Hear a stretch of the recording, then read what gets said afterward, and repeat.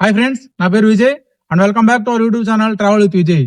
ఈ రోజు నేను ఆంధ్రప్రదేశ్లోనే ఎంతో ప్రసిద్ధిగాంచిన పేరుగాంచిన కొండవీడు కోటని ఎక్స్ప్లోర్ చేయడానికి వచ్చాను.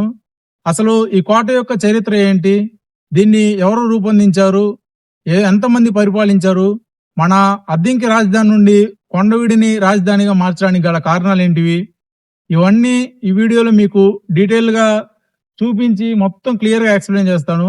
సో వీడియోని ఎవరు స్కిప్ చేయకుండా లాస్ట్ వరకు చూడండి. అండ్ అలాగే కొత్త వాళ్ళు ఎవరైనా మన వీడియోని చూస్తున్నట్లయితే లైక్ చేసి సబ్స్క్రైబ్ చేసి కామెంట్ చేయడం మాత్రం మర్చిపోవద్దు. ఫ్రెండ్స్, ఈ కొండవీడు కోట పల్నాడు జిల్లా ఎడ్లపాడు మండలంలో ఉంది. గుంటూరు నుంచి 25 కిలోమీటర్ల దూరంలో, విజయవాడ నుంచి 70 కిలోమీటర్ల దూరంలో, అండ్ అలాగే నరసరావుపేట పల్నాడు నుంచి 30 కిలోమీటర్ల దూరంలో ఉంది ఈ కోట. ఫ్రెండ్స్, కొండవీడు కోట నిర్మాణాన్ని ప్రోలయ వేమారెడ్డి గారు ప్రారంభించారు. తర్వాత ఆయన కుమారుడు అనవోతారెడ్డి గారు ఈ కోటను మరింత అభివృద్ధి చేసి రెడ్డి రాజ్యం యొక్క రాజధానిని అద్దంకి నుండి కొండవీడికి మార్చారు. మొదట రెడ్డి రాజుల రాజ్యానికి అద్దంకి రాజధానిగా ఉండేది. కానీ అద్దంకి నుండి కొండవీడు కోటని రాజధానిగా మార్చడానికి గల బలమైన కారణం ఏంటంటే, అద్దంకి మైదానం ప్రాంతంగా ఉండడంతో, అంటే దిగువ ప్రాంతంగా ఉండడంతో శత్రువులు తమ కోట మీద యుద్ధాలు చాలా సులభతరంగా చేస్తుండడంతో ఈ కొండవీడు కోటని రాజధానిగా ఎన్నుకున్నారు. కొండవీడు కోట దాదాపు సముద్ర మట్టానికి 1700 అడుగుల ఎత్తులో ఉంటుంది. కాబట్టి అక్కడికి శత్రువులు వచ్చి యుద్ధం చేయడం అంటే అంత సులభమైన పనేం కాదు. ఫ్రెండ్స్, ఈ కొండవీడు కోటలో ఈ మ్యాప్లో చూపిస్తున్న విధంగా ఒకప్పుడు భారీ రాజభవనాలు, బలమైన ప్రహరీ గోడలు, బురుజులు, దేవాలయాలు, నీటి చెరువులు, బావులు, గుర్రాల శాలలు, సైనికుల నివాసాలు ఉండేవి. కాలక్రమేణా యుద్ధాలు, వర్షాలు, గాలుల ప్రభావంతో వాటిలో చాలా వరకు శిథిలాలుగా మారిపోయాయి. అయినా ఇప్పటికీ మిగిలి ఉన్న ప్రతి రాయి ఈ కోట గొప్పతనాన్ని, తెలుగు రాజుల వైభవాన్ని గుర్తు చేస్తూనే ఉన్నాయి. ఫ్రెండ్స్, ఈ కొండవీడు కోటని మొదట రెడ్డి రాజులు పాలించారు. ఆ తర్వాత ఒడిశాకి చెందిన గజపతి రాజులు, బహమని సుల్తానులు, విజయనగర రాజులు, గోల్కొండ నవాబులు వరుసగా ఈ కోటని తమ ఆధీనంలోకి తీసుకున్నారు. చివరికి బ్రిటిష్ వారి పాలనలోకి వెళ్లడంతో ఈ కోట ప్రాముఖ్యత క్రమంగా తగ్గిపోయి శిథిలంగా మారింది. కానీ నేడు ఈ కొండవీడు కోట చరిత్రను ప్రేమించే వారికి మాత్రమే కాదు, ప్రకృతిని ఆస్వాదించే ప్రతి ఒక్కరికి ఒక అద్భుతమైన పర్యాటక ప్రదేశంగా నిలిచింది. ఫ్రెండ్స్, ఈ కొండవీడు కోట శిథిలం కావడానికి ఒకే ఒక కారణం అని మనం చెప్పలేము. ఎన్నో యుద్ధాలు జరగడం, పాలకులు తరచూ మారడం, రాజధాని మరో ప్రాంతానికి మారిపోవడం వల్ల ఈ కోట ప్రాముఖ్యత తగ్గిపోయింది. ఆ తర్వాత కోటను సరిగా సంరక్షించేవారు లేకపోవడం, వర్షాలు, గాలులు, కాలగమన ప్రభావంతో రాజభవనాలు, గోడలు క్రమంగా శిథిలాలుగా మారిపోయాయి. అందుకే నేడు మనం ఈ కోటను అవశేషాల రూపంలో చూస్తున్నాం. ఒకప్పుడు తెలుగు రాజుల శౌర్యానికి ప్రతీకగా నిలిచిన ఈ కొండవీడు కోట నేడు మన చరిత్రకు సజీవ సాక్ష్యంగా నిలిచింది. ఈ కోటను సందర్శించడం అంటే కేవలం ఇక్కడ ఉన్న రాళ్లను మాత్రం చూడడం కాదు, మన పూర్వీకుల వైభవాన్ని చూసినట్టే. ఫ్రెండ్స్, మనం ఇప్పటివరకు కొండవీడు కోట యొక్క చరిత్ర గురించి తెలుసుకున్నాం కదా. అసలు ఇప్పుడు ఈ కోటకు ఎలా రావాలి, ఎంట్రీ టికెట్ ఎంత, ఇక్కడ ఎలాంటి వసతులు ఉన్నాయి, ఇప్పటికీ ఇక్కడ చూడదగిన ప్రదేశాలు ఏంటి అనేది చూద్దాం. ఫ్రెండ్స్, మనం ఈ కొండవీడు కోటకు చేరుకోవాలంటే మన ప్రైవేట్ వెహికల్స్ అయితే తీసుకెళ్ళాలి. Public transportation like buses or ఆటోలు కానీ ఇవి అవైలబుల్గా ఉండవు.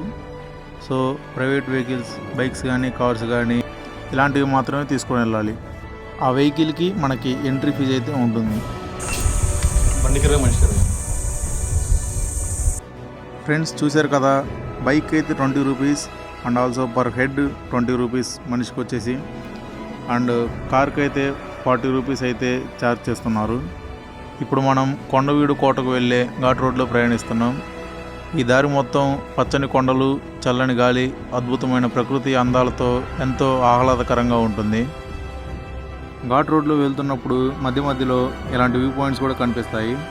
ఇక్కడ ఫోటోలు తీసుకోవడానికి మంచి ప్లేస్ అనే చెప్పవచ్చు.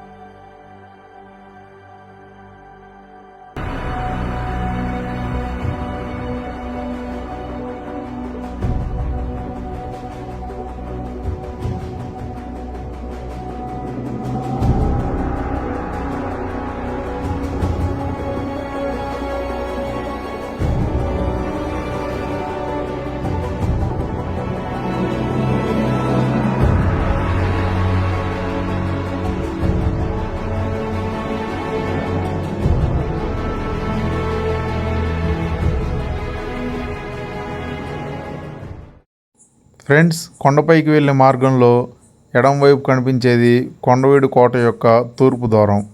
ఒకప్పుడు ఈ ద్వారం కోటలోకి ప్రవేశించే ముఖ్యమైన మార్గాల్లో ఒకటి. బలమైన రాతి నిర్మాణంతో శత్రువులు సులభంగా లోపలికి రాకుండా దీనిని నిర్మించారు. నేటికి ఈ తూర్పు ద్వారం కొండవీడు కోట వైభవానికి నిదర్శనంగా నిలుస్తోంది.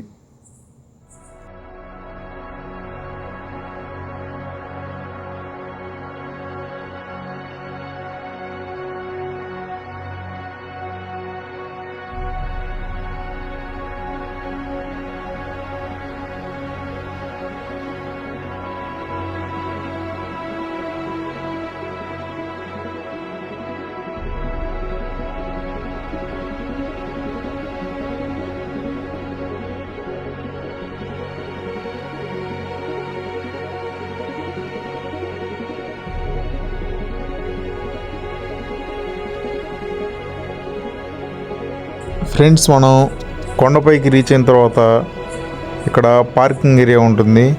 మన వెహికల్స్ అన్నీ ఇక్కడ పార్క్ చేసుకొని లోపలికి నడుచుకుంటూనే వెళ్ళాలి.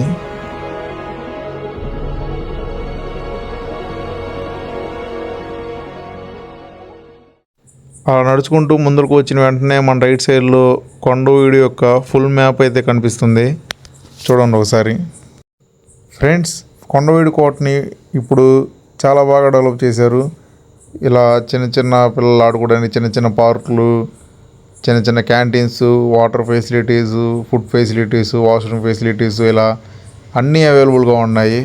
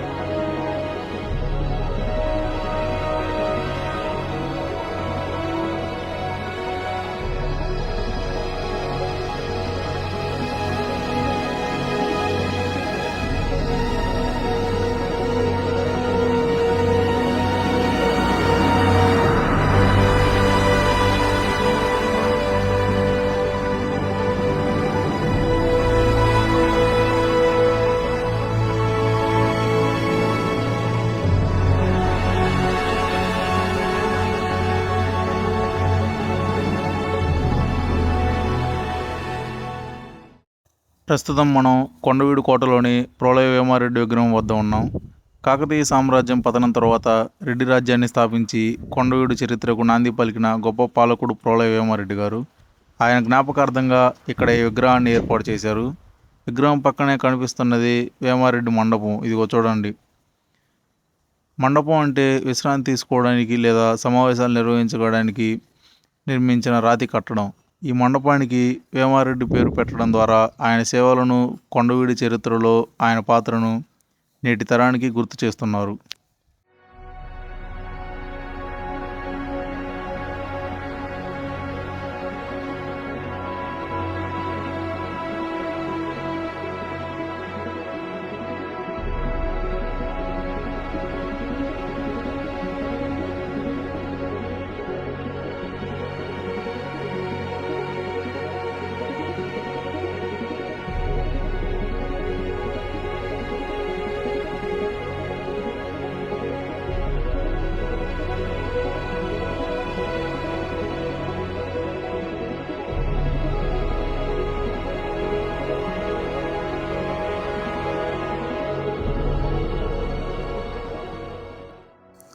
అక్కడ నుండి కొంచెం ముందుకు వచ్చాక అణవేమారెడ్డి విగ్రహం మరియు ఆయన చేసిన ఎన్నో సేవలని శిలాఫలకంపై చెక్కి ఉంచారు. అది మనకి కనపడుతుంది చూడండి. అణవేమారెడ్డి అంటే ప్రోలయ వేమారెడ్డి గారి కుమారుడే. ఆయనే కొండవీడు కోటను అభివృద్ధి చేసి అద్దెంకి నుండి రాజధానిని కొండవీడుకు మార్చారు. ఆయన సేవలను గుర్తు చేసుకుంటూ ఇక్కడ విగ్రహాన్ని ఏర్పాటు చేశారు. కొండవీడు చరిత్రలో ఆయన చేసిన సేవల గురించి వివరంగా చెక్కి ఉంచారు. అణవేమారెడ్డి విగ్రహం దగ్గర నుండి ఎడమ వైపుకు వస్తే లక్ష్మీనరసింహస్వామి ఆలయం కనిపిస్తుంది. ఈ పురాతన ఆలయం కొండవీడు కోటలోని ముఖ్యమైన దేవాలయాల్లో ఒకటి. రెడ్డి రాజుల కాలం నుంచే ఈ ఆలయానికి ప్రత్యేక ప్రాధాన్యం ఉందని చెబుతారు. నేటికి ఎంతోమంది భక్తులు ఇక్కడికి వచ్చి స్వామివారిని దర్శించుకుంటున్నారు.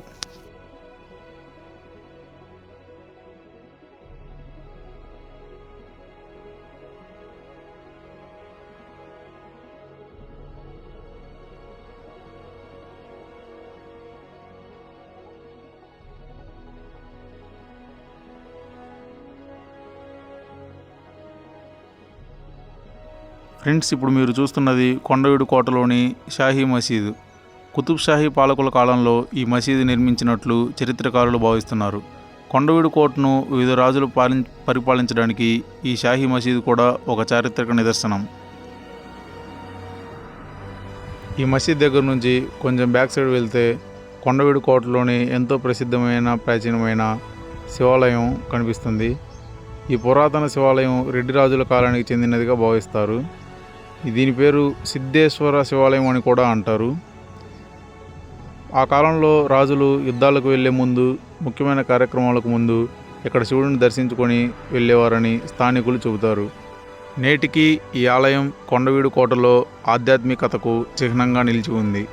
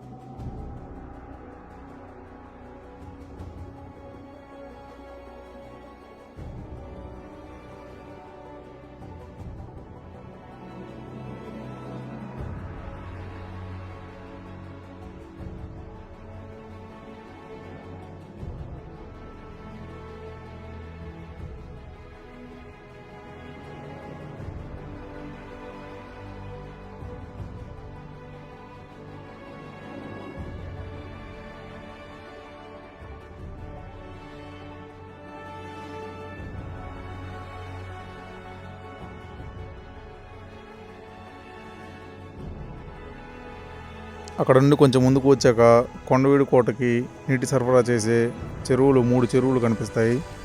ఫస్ట్ది పుట్టాలమ్మ చెరువు, సెకండ్ది ముత్యాలమ్మ చెరువు, మూడవది వెదుళ్ళ చెరువు.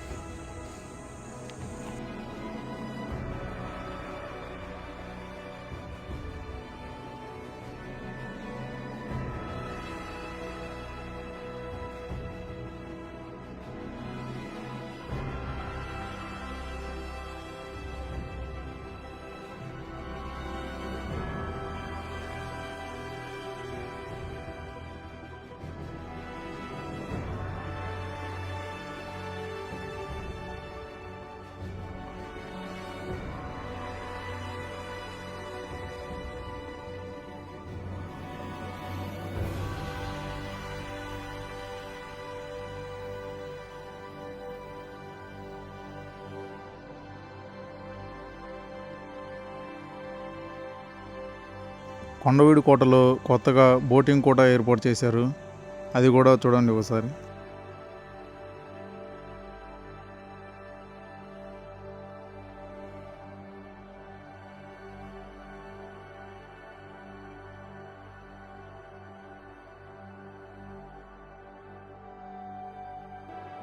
ఫ్రెండ్స్, ఆ బోటింగ్ దగ్గర నుంచి ఇలా కొండ మీదకి వెళ్తే అక్కడ మంచి వ్యూ పాయింట్ ఉంటుంది.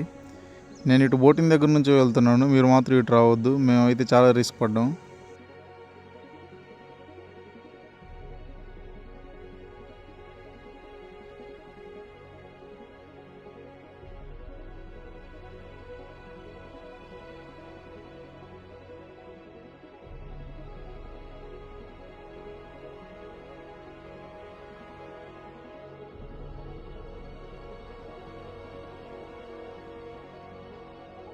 ఇక్కడ నుండి కొండవీడు కోట మొత్తం వ్యూ చాలా అద్భుతంగా కనిపిస్తుంది.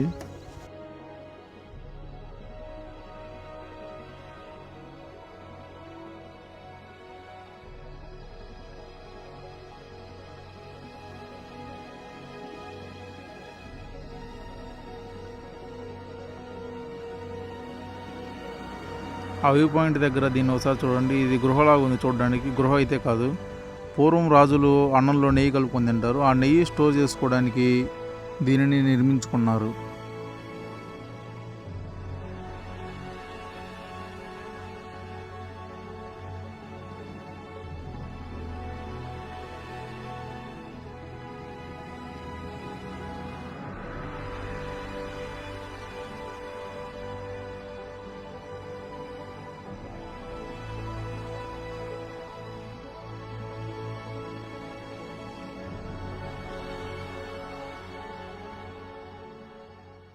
ఇప్పుడు కొండవీడి కోటకి దగ్గరలో ఉన్న కత్తుల బావి దగ్గర అయితే ఉన్నాం. అసలు దీని చరిత్ర ఏందనేది మన బాబాయ్ అడిగి తెలుసుకుందాం. ఈ కత్తుల బావి ఇదిగోండి, అసలు గేట్ ఇది. ఇక్కడ ఒక 6గురిని పెట్టాడు రంగస్వామిని, ఒక పాయింట్. ఇది ఒక మందిరం. మందిరం అయితే ఇక్కడ విగ్రహాలు మొత్తం దసరాపేట జమీందారు తీసుకోడు, పంచలోకాలు అన్ని. ఇప్పుడైతే కోట్లు వస్తాయి. ఒక పాయింట్ ఇదిగో, ఇవన్నీ కట్టేశాడు గోళ్ళన్నీ. ఒకటి అది మధ్య హాల్లో గంట ఒకటి కట్టాడు కంసరాయన. అక్కడ ఒక 6 అమ్మాయిని పెట్టుకున్నాడు. ఆయన పెళ్లి కొడుకులే కూర్చోడు. పంతులు గారు ఇక్కడ పెళ్లి కొడుకులే రండి, రండి. ఇదిగోయా, ఇది కట్టేశాడు గోడ, లాక్ చేశాడు. రండి సార్, ఇదిగో ఇది లాక్ చేశాడు. మీరు భోజనం చేసేటి నుంచి ఇటు నుంచి రావాలా, ఇట్లా పోయి అక్కడ పోయి చేయగలగాల. ఇక్కడ హరే రామ కృష్ణ భజన. ఇప్పుడు మీరు అక్కడ భోజనం చేసి ఎక్కడ రావాలి, ఇక్కడ రావాలా. ఇక్కడ 6 అమ్మాయిలు ఉన్నారు, 6 ఉన్నారుగా. మీరు రాగానే ఎటుకడుగా ఎక్కడ పోవాలా. ఇక్కడ నుంచి ఒక జారుడు బండ పెట్టాడు. ఇక్కడ నుంచి జారుడు పెట్టాడు. అక్కడ లాస్ట్ గదిలో రోడ్ డబ్బా పెట్టాడు పైన. ఇదిగోయా, ఇది జారుడు బండ పాయింట్ ఒకటి. ఇక్కడ 6 అమ్మాయిలు ఉంటారు. నువ్వు అక్కడి నుంచి నువ్వు వచ్చేటప్పుడు ఇటు చూస్తావు, అమ్మాయికి వెళ్ళి చూస్తావుగా, కింద చూడవుగా.